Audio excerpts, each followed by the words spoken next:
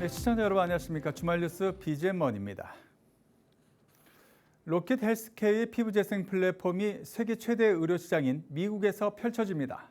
이 본격 상용화를 앞두고 미국 내 독점 공급 계약을 맺은 타이즈 메디칼이 한국을 방문해 공급 계획을 논의했습니다. 김효선 기자가 보도합니다. 피부 재생 분야에서 제일 치료가 어려운 당뇨발 질환, 로킷 헬스케어의 피부 재생 플랫폼은 환자 몸에서 추출한 조직을 바이오 잉크 재료로 활용하고 있으며 특히 수술실에서 바로 사용이 가능해 피부 재생 의학 분야에서 새로운 치료법으로 주목받고 있습니다. It's a very innovative company, and they understand that all patients are different, and harnessing the power of regenerative medicine in a personalized way. It's very innovative, and we're proud to partner with them to bring them to the U.S.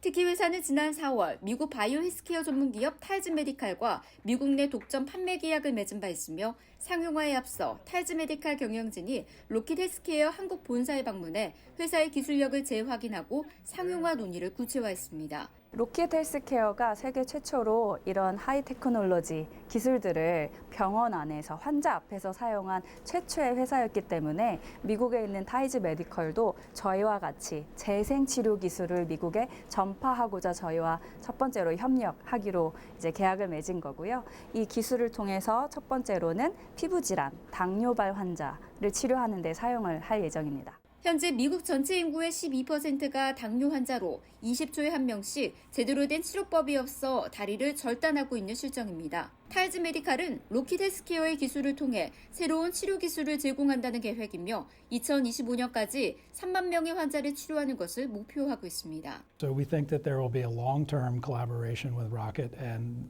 we will be able to treat many of the 4 million patients in the U.S. that are currently not getting any treatment. Our plan is to start small with centers of excellence, facilities that are renowned for their expertise in this, and figure out exactly how it works in the U.S. healthcare system. Next year, we plan to do a much broader launch and to be able to offer it to many more clinicians. 아울러 회사는 이번 공급을 통해 미국의 당뇨발 시장에서 10% 이상의 점유율 확보를 목표하고 있으며 30% 이상의 매출 확보도 자신하고 있습니다. 미국이 저희 전체 글로벌 쪽에서 한 25% 정도 시장이 되기 때문에 계약으로 인해서 전체적으로 저희 레비뉴 자체가 한 20-30%는 좀 늘어나지 않을까 이렇게 보고 있습니다. 팍스경제TV 김효선입니다. 신원근 카카오페이 대표가 지난해 취임 후 처음으로 기자들 앞에 섰습니다. 적자 탈출 전략으로 국내외 오프라인 결제 사용처 확대를 제시했습니다. 엔데믹 이후 대면 서비스 중심의 소비가 활발해지는 점에 주목한 겁니다. 김하슬 기자의 보도입니다. 카카오페이가 3년 내 거래 건수 100억 건 달성을 위한 청사진을 그렸습니다. 올 1분기 순손실 24억 원을 기록하며 적자 전환한 카카오페이. 하반기 턴어라운드 전략이 시급한 상황입니다. 우선 주력 서비스인 결제 부분을 활성화할 수 있는 사용처를 늘린다는 구상.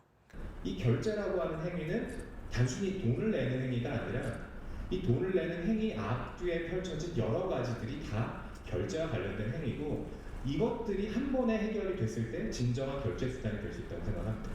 예를 들어 식당 결제 후 근처에 있는 카페의 쿠폰을 제공하거나 대중교통 이용 후 공유 모빌리티 이용을 할인해주는 등 일상에서 누릴 수 있는 혜택을 강화하겠다는 겁니다. 아울러 해외 결제처를 넓히겠다는 계획도 내놨습니다. 현재 해외에서 환전 없이 카카오페이로 결제할 수 있거나 결제를 시험 중인 국가는 총 11개국.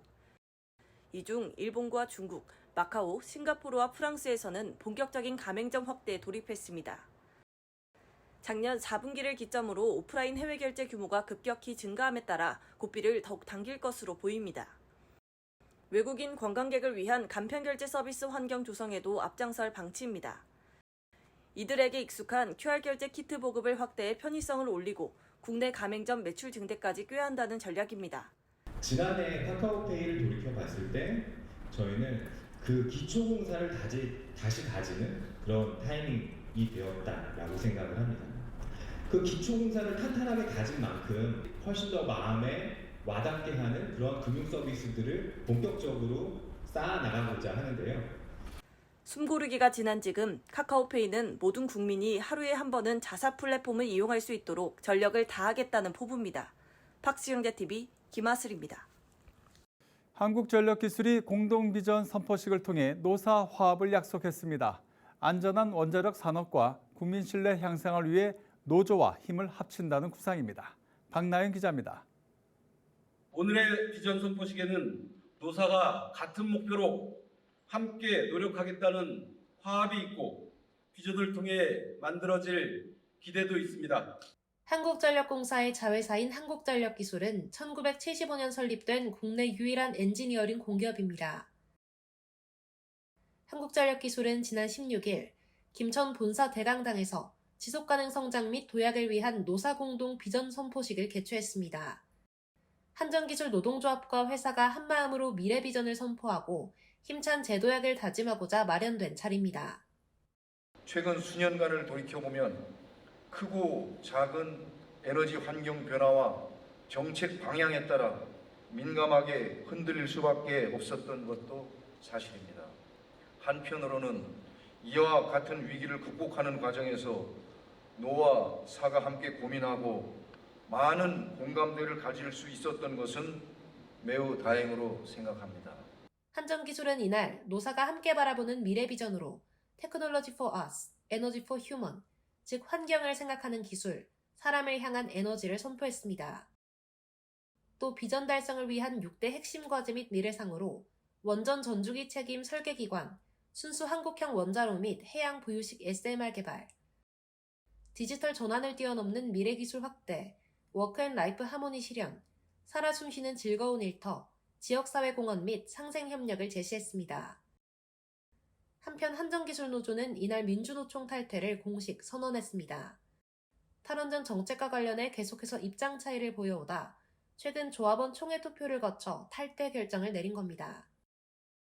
노조는 원전 분야 전문 기술을 갖춘 만큼 그간 신한울 3, 4호기 건설 재개를 요구하는 등 탈원전 정책에 반대해 왔습니다. 이번 민주노총 탈퇴가 다른 노동조합에 미칠 파급 영향이 어떨지 귀추가 주목됩니다. 팍스경제TV 박나연입니다. 강변을 바라보며 테라스에서 여유롭게 커피를 마시고 가족들과 모여 단란한 시간을 보낼 수 있는 아파트는 누구나 한 번쯤은 꿈꿔보셨을 로망이죠. 이러한 조건을 모두 갖춘 단지가 부산 에코 델타시티에 들어섭니다. 전현석 기자가 현장 취재했습니다. 부산 강서구에 위치한 견본주택 현장. 방문객들이 단지 모형도를 살펴보고 전시된 유닛의 내부 곳곳을 둘러봅니다. 청약에 앞서 청약 조건도 꼼꼼히 따져보는 모습입니다. 단지는 지하 2층, 지상 10층, 22개 동으로 들어섭니다. 총 972세대로 구성되어 있고 주차 또한 세대당 1.72대 넓은 주차 공간을 확보해드렸습니다. 단지 동쪽으로는 평광천과 수변공원이 인접해 쾌적한 주거 환경을 누릴 수 있을 것입니다. 평광천을 따라지는 일부 세대 최고층은 다락방과 테라스로 조성됩니다. 주방에서 연결된 계단을 오르면 새로운 공간이 펼쳐집니다. 다락방은 1.7에서 1.9m로 높은 천장고를 확보해 허리를 굽히지 않아도 자유롭게 움직일 수 있습니다. 온 가족이 모여 영화를 관람하기도 하고 층간소음 걱정 없이 아이들이 뛰노는 공간 등 수요자 취향에 따라 공간 활용이 가능합니다. 다락방의 창을 열고 나가면 가족들과 바비큐 파티를 즐기며 강변을 조망할 수 있는 테라스와 연결됩니다. 테라스 크기가 좁은 편이 아니라서 뭐 강아지라든지 아니면 애기를 같이 이렇게 그래도 같이 놀 수 있고 하는 공간이 있어서 좋은 것 같습니다. 세대 내부는 확 트인 개방감이 특징. 최대 6.7m 폭의 거실을 확보해 넓은 모습입니다. 곳곳에 수납 공간도 마련했습니다. 주방은 디귿자 구조를 적용해 효율적인 동선을 확보했습니다. 구조라든지 이 거실도 넓고 한 부분이 마음에 들고 예, 그 청약 날짜가 되면은 일단 넣어볼 생각을 하고 있습니다. 단지 지붕에 태양광 패널을 설치해 공동 전기로 사용하는 친환경 요소도 더했습니다. 평광천 조망과 차별화된 설계를 더한 친환경 아파트가 수요자들의 선택을 받을 수 있을지 귀추가 주목됩니다. 팍스경제TV 전영섭입니다. 자, 이제 1분기 실적 발표가 끝이 났습니다. 근데 이제 유독 실적이 눈에 띄는 그룹이 있습니다. 거래소에 4개의 기업이나 상장이 돼 있는 중견 그룹이기도 합니다. S&T 그룹인데요. 이 산업팀의 배석원 기자와 함께 이 그룹에 대해서 자세히 한번 살펴보도록 하겠습니다. 자, 배 기자. 자, 일주일 동안 S&T 그룹사들의 실적을 살펴봤죠. 자, 실적들이 모두 좋았다고요? 네, 그렇습니다. 그 S&T 다이내믹스, S&T 모티브, S&T 에너지, 또 S&T 홀딩스까지 S&T 그룹의 주요 상장 회사들이 최근 매출과 영업이익에서 상승세를 보이고 있습니다. 올해 1분기 실적을 보면요, S&T 다이내믹스는 영업이익 90억 6천만 원을 기록했고, S&T 모티브는 영업이익 268억 7,700만 원을 올렸습니다. S&T 에너지 역시 매출이 증가하면서 영업이익 흑자 전환에 성공했습니다. 이 실적은 자연스럽게 S&T 홀딩스에도 반영이 됐습니다. 자, 그렇다면 이제 S&T 그룹의 지주사 체계는 현재 어떻게 구성되어 있습니까? S&T 그룹은 지주사 전환을 꽤 오래 전에 했습니다. 지금의 지주사 체계로 전환된 것은 2008년 2월로 올해로 출범 15주년을 맞았습니다. 의결권이 있는 주식수로 지분 구조를 살펴보면 설립자인 최평규 회장은 자신과 특수관계인 등 우호 지분 63.3%로 S&T 홀딩스의 최대 주주로 자리하고 있습니다. 그리고 지주회사인 S&T 홀딩스가 S&T 에너지와 S&T 다이내믹스, S&T 모티브 등 주요 자회사를 품고 있는 그런 구조입니다. 상장 회사는 4개사, 비상장까지 포함하면 모두 14개 회사가 연결되어 있는 그런 구조입니다. 야, 이 상장만 4개, 비상장이 14개, 상당히 크다 이런 생각이 듭니다. 우리가 잘 모르긴 하지만요.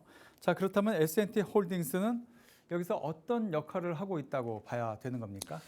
S&T 홀딩스는 그야말로 순수 지주회사 모습을 취하고 있습니다. 한마디로 사업 지주회사는 아닙니다. 인원도 많지 않고요.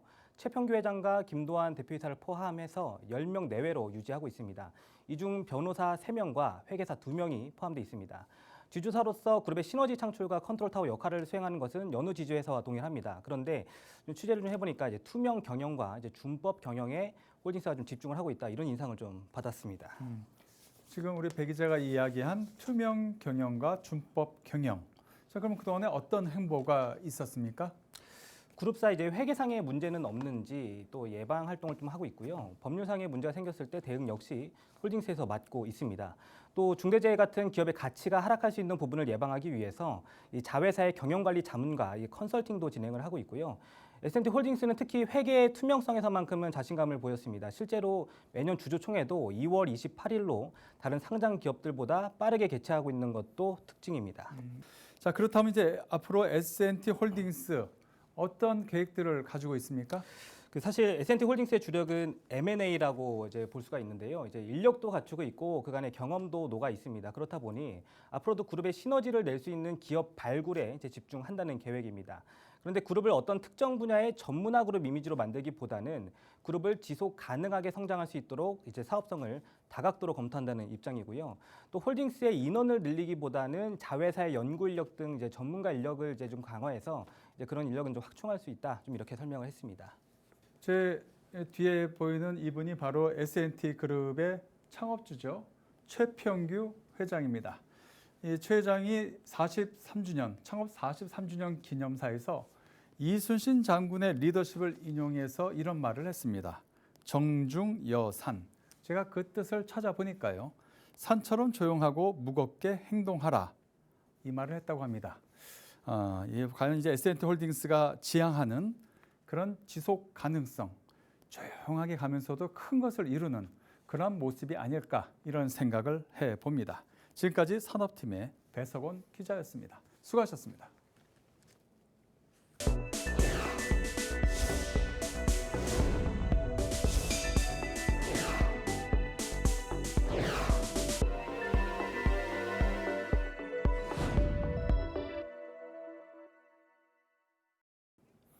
현대차가 이 제네시스 브랜드로 고급차 시장의 문을 두드린 지 8년이나 됐습니다. 글로벌 시장에서 먹힐까라는 우려와는 달리 빠르게 시장 안착에 성공했는데요.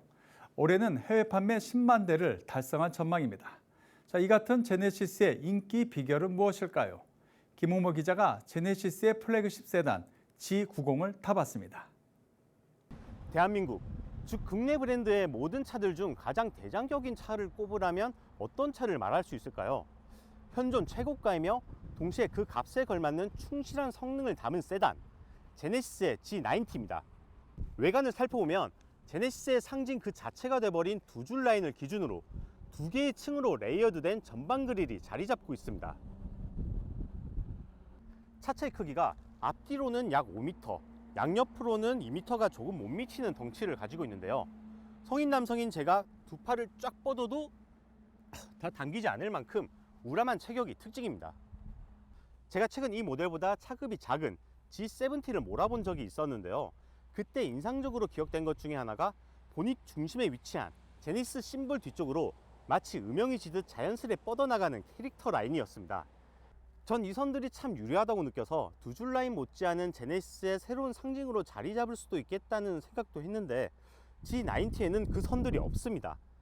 전체적으로 밋밋하고 슴슴한 평양냉면 같은 인상도 주는데요. 캐릭터 라인이 앞뒤, 특히 옆면에 날카로운 각으로 그어져 있을수록 스포티한 느낌을 주는 만큼 이 선들 대신 구매 고객층에 어울리는 점잖은 품격을 더했다는 인상도 줍니다. 전기차, 미래 모빌리티 시대가 성큼 다가오며 요즘 차들도 아니 이런 게 된다고 싶을 만큼 똑똑해지고 있는데요. G90도 차 안에 사람이 있을 때는 있는 대로, 없다면 없는 대로 차가 알아서 주위를 살피고 주차를 합니다.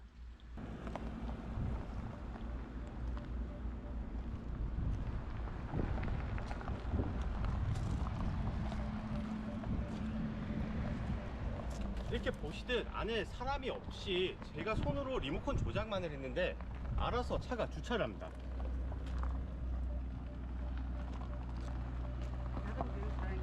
네. 이거 알아서 이거 이제 그긴 것도 안 해.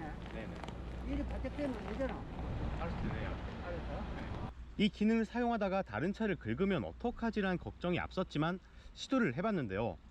우려와는 달리 내가 원한다면 그 즉시 차를 멈출 수 있으며 믿고 맡긴다면 접촉 없는 안전한 주차를 자랑했습니다. 특히나 놀라운 점은 옆차와의 간격도 촘촘히 자리한 점이었습니다. 지금까지 플래그십의 플래그십 G90을 타고 이모저모를 살펴봤는데요. 자동차 기자라는 직업을 가지며 많은 차들을 몰아본 제게도 처음이거나 신기한 기능들이 많았습니다. 어느 날 외국인이 저에게 너희 나라에서 가장 좋은 차는 뭐냐고 물었을 때 당당히 이 차라고 말할 수 있을 만큼 좋은 차 G90에 대해 살펴봤습니다. 지금까지 팍스 경제TV의 김홍모였습니다. 지난해 이 뜨겁게 인기였던 드라마 이상한 변호사 우영우 모두들 기억하실 겁니다. 자, 이 드라마가 KT의 작품이었는데요. KT가 단순 통신 기업이 아니라 종합 미디어 사업자로 변신하고 있습니다. 자, KT의 변신 박주연 기자가 전해드립니다. KT가 KT 스튜디오지니 ENA를 중심으로 그룹 내 미디어 콘텐츠 사업 밸류체인을 본격화합니다. KT는 지난해부터 올해까지 KT 스튜디오지니 등을 통해 12편의 오리지널 드라마를 제작해 ENA 채널과 지니TV를 통해 공개한 바 있는데요. 이 중 이상한 변호사 우영우는 넷플릭스 글로벌 1위 및 ENA 채널 역대 최고 시청률을 기록했으며 지난 백상예술대상에서 대상을 수상하기도 했습니다. 강국현 커스터머 부문장은 지난해 콘텐츠 중심의 선순환 구조를 구축하고 가능성을 확인했다며 올해 본격적인 성장을 기대했습니다.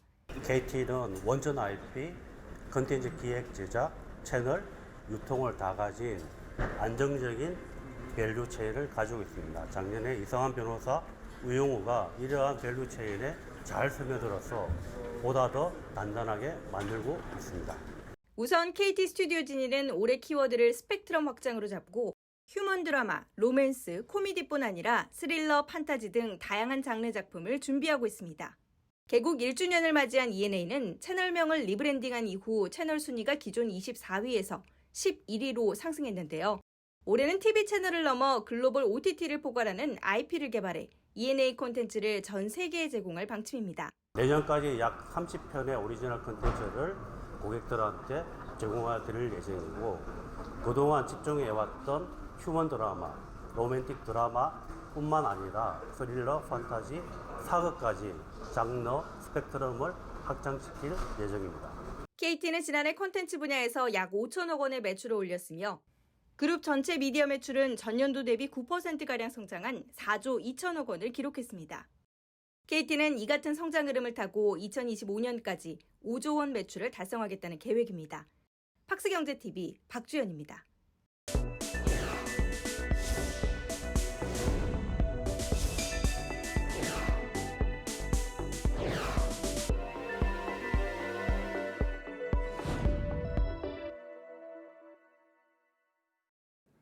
차백신 연구소가 올 연말 주요 파이프라인인 비형 간염 치료 백신과 예방 백신의 임상 결과를 내놓습니다.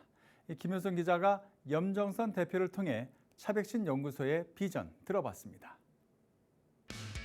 지난해 비형 간염 치료 백신과 예방 백신의 피험자 투여를 모두 완료하고 올 하반기 임상 결과 공개를 앞두고 있는 차백신 연구소가 학회를 통해 공동 개발 논의를 활발히 진행하고 있습니다.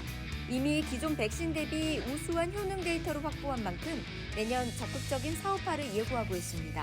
염정선 대표의 계획 살펴봤습니다.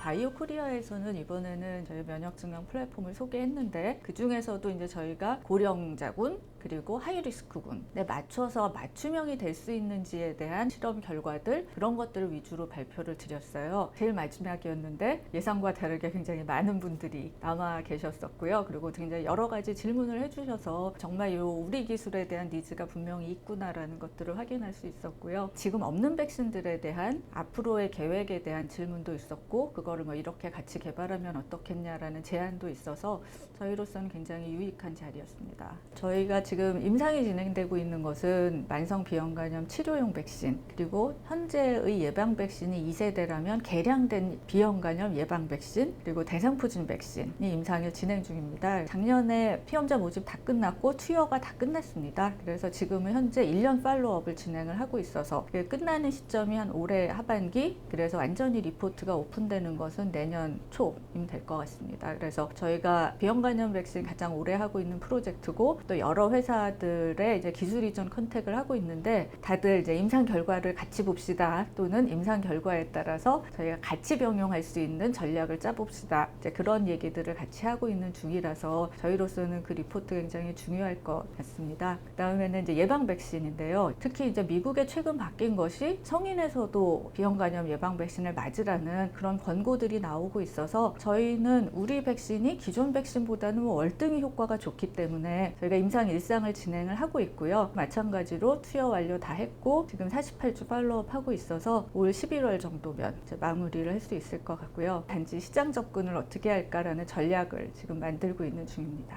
저희가 이제 임상을 진행하고 있는 부분들은 그렇게 진행을 하면서 기술 이전할 수 있도록 준비를 하고 있고요. 그 외의 부분이 이제 저희가 이제 회사가 상장하면서 확장한 부분이 이제 항암 치료제 부분입니다. 그래서 오히려 항암 치료제 부분은 회사의 밸류를 올리는 데는 훨씬 더 좋은 그런 제품이라고 생각이 들고요. 2024년에 항암 면역 치료제 임상을 진행을 할 계획이라서 올해는 그 임상 준비를 하고 있고요. 그 결과가 나오는 올 하반기부터 내년 상반기까지는 이제 그걸 가지고 정말 사업화를 적극적으로 해봐야겠다라는 취지에서 저희가 올해는 이제 전략기획실을 새로 만들었고요. 그래서 정말 사업화를 경험이 있고 거기에 매출을 일으키셨던 분들이 영입이 되어서 이제 전략실에서 좀 더 구체적으로 사업 계획을 만드는 일, 그다음에 RA 쪽도 좀 더 조직을 확장해서 내년에는 좀 더 좋은 결과가 있지 않을까라는 기대는 하고 있고요. 연구개발과는 좀 다른 차원에서 사업화를 접근할 수 있는 이제 그런 전략들을 세워보고 있습니다.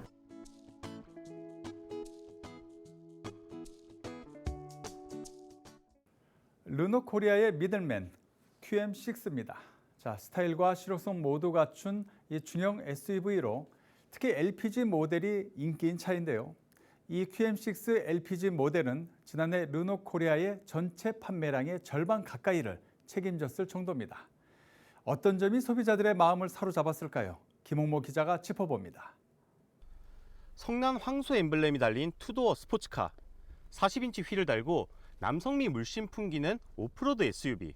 많은 이들이 가지길 원하는 차들이지만 실질적으로 차를 구입할 때 고려되는 건 가격과 사용 용도입니다. 대다수의 소비자들은 출퇴근과 가끔씩 떠나는 여행길에 알맞은 차를 고르곤 하는데요. 여기에 저렴한 유류비, 짐을 싣고 옮기는 데 있어서 최적화된 파생 모델까지. 실속파들의 마음을 사로잡은 르노코리아의 QM6를 타보겠습니다.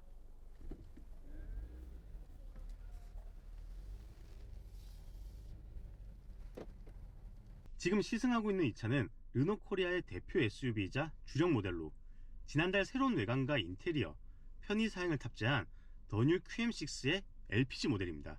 운전석에 앉았을 때 먼저 눈에 띄는 건 센터페시아 디스플레이입니다. 요즘 신형차들은 계기판과 차체 중앙에 위치한 모니터를 연결해 끊김없이 가로로 긴 베젤을 많이들 채택합니다. 현대차 그룹의 차 또한 그런 대세에 따라 개발 중이죠. 벤츠는 MBUX 하이퍼 스크린이라고 해서 전방 공간의 모든 면을 디스플레이로 만들어 56인치에 달하기도 합니다. QM6는 계기판은 계기판대로, 센터 패시아는 센터 패시아대로 각각의 공간에 위치해 있는데, 이 센터 패시아 디스플레이가 세로로 긴 직사각형 형태로 마치 태블릿 PC 화면과 유사합니다.